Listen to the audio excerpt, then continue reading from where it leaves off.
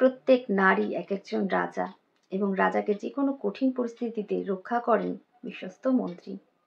তবে মন্ত্রীর স্থায়িত্ব বা আয়ুষ্কাল অনিশ্চিত, অনির্দিষ্ট। কখনো কখনো নির্দিষ্ট সময়সীমার পূর্বেই মন্ত্রী অবসর নেন বা নিতে বাধ্য হন।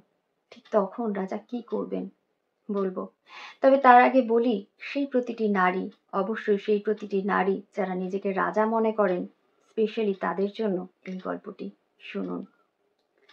একটি অফিসের রুমে ইন্টারভিউ চলাকালীন একজন বস তার সামনের সিটে বসে থাকা ভদ্রমহিলার সিভি দেখে জানতে চাইলেন।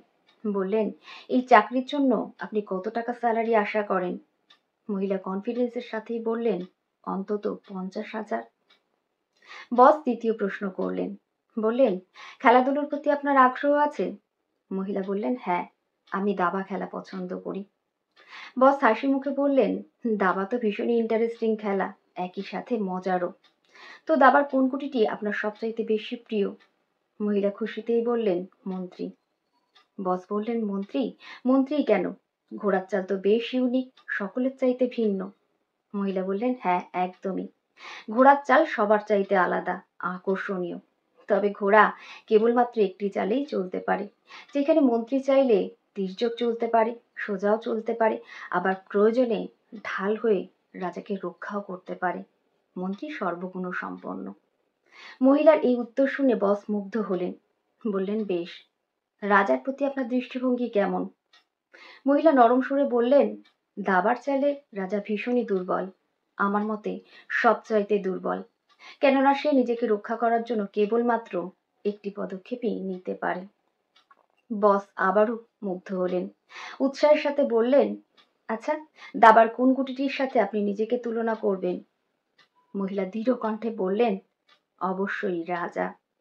এই কথা শুনে বস অবাক হলেন।